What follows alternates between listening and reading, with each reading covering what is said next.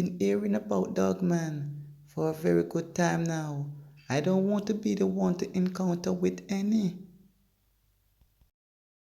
A creature with a similar look of werewolf, with very good instinct that move quickly through the forest. This is an incident that happened a couple months ago. In one of these attacks, where the teenage girl and her boyfriend were found ripped apart, she actually was able to get off a cell phone call to her sister and said something. The reception was apparently bad. Said that they were being attacked by large dogs. Now, I don't speak Spanish, so I've not been able to read it into all the media reports, but some suggest that that's not the exact translation. What she actually said was something like strange large dogs, that there was something unusual about it, saying, please come quick, help, and then bam, the phone died, almost as though whatever was attacking her knew to knock the phone out of commission right away. And you saw that in the case with Lothar Schwederer, who'd been killed, that he'd gotten his phone out even as he was putting up a fight, but that he's disabled or incapacitated almost as soon as that phone comes into play, almost as though whatever's doing these attacks knows to stop the ability of a human to contact other humans to try to call for help, that they know this is a means that humans use for communication. And I just found it strange that she was only able to get out essentially seconds of a panicked message. And when her sister died, she first thought that it was some kind of joke. I mean, her sister's just at the park with her boyfriend. You're not expecting that. But she tries to call back and immediately no answer. And then her sister's found there with her boyfriend. They're both. Based on these activities that is taking place in America, I am afraid to go to the forest. I am not leaving the city to go to no forest for no holiday. Based on this interview and encounterment with Dogman, people have known and keeping it a secret.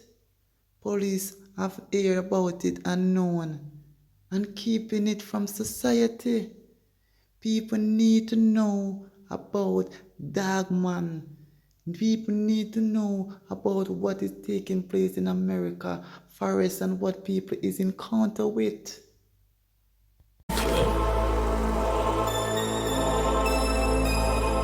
I remember it was a dog-like creature. To this day, I can distinctly remember hearing the footsteps, bipedal footsteps in the gravel, and it was shuffling. This thing emerges from the corn, and it was about 6 feet tall. It had the head of a dog, high pointed ears, its shoulders were rolled, and its arms were long. And I remember it just turned its head like this and looked at me.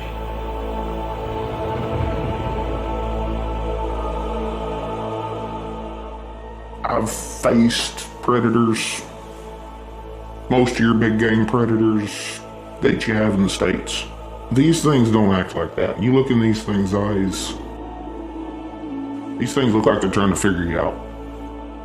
They look like they're looking through you, trying to figure out what your next move is, so they can get around it. I've been around predators my whole life, and I've never seen anything in my life act like that.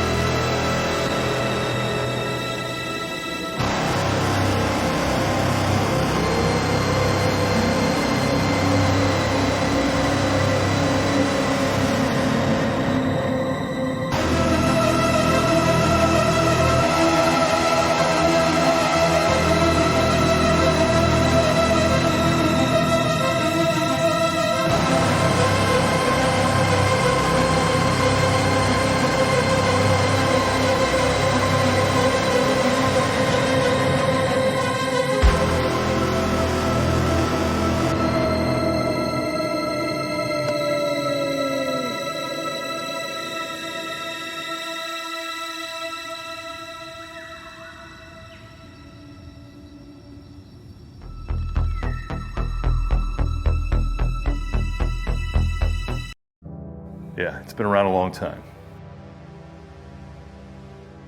Grew up here, yep, north of town, out in the country. It was a quiet existence growing up, because, I mean, Bucyrus is a small town, but I grew up very rural, like 9 miles outside of town. So, you know, we visited our grandparents in town, and it was a nice middle America, small town. Leave It to Beaver could have been filmed, you know, on one of the streets. Just a nice place to grow up. People, you know, the people here are pretty down-to-earth people. You know, we have essentially a makeup of people who was born here and a lot of people that migrated up from Kentucky. As a kid, you know, my grandparents would tell us stories about a creature that they refer to as the Bobo. Bobo, the other thing I can figure Bobo was some sort of, you know, bipedal, you know, hominid. And they also told us a story about a creature by the name of Raw Head and Bloody Bones, which I had no idea what that was, but I presumed it was some version of the boogeyman. And so years later, when you have the internet, I've actually looked it up. And my grandmother on my mother's side came from the Tennessee area in North Carolina, in that mountainous area there. And it turns out that Raw Head and Bloody Bones date all the way back to 15th century England. And, you know, immigrants came over and the stories came over, and over the years, be careful going to the woods. The Bobo will get you, Raw Head and Bloody Bones will get you, you know, things like that. My parents were no nonsense. My dad would have never even entertained the idea of a ghost or some sort of monster running around.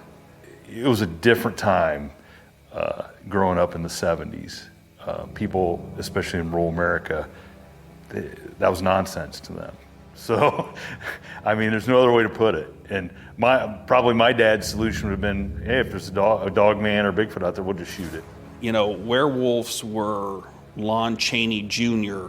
on TV 8, and that's my reference to Werewolves was, you know, the werewolf, Lon Chaney Jr. with the torn plaid shirt and the flat face and running around grabbing women and running off with them.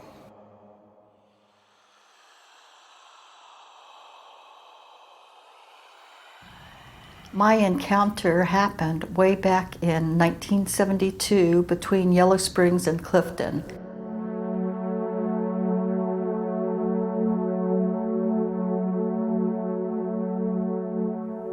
Started out as most likely a Friday night, because I was allowed to be out on Friday nights. I was about 17 at the time. Out with a boyfriend and another couple. We had two cars, two sets of us, and well, you know how kids are. We were out going to park.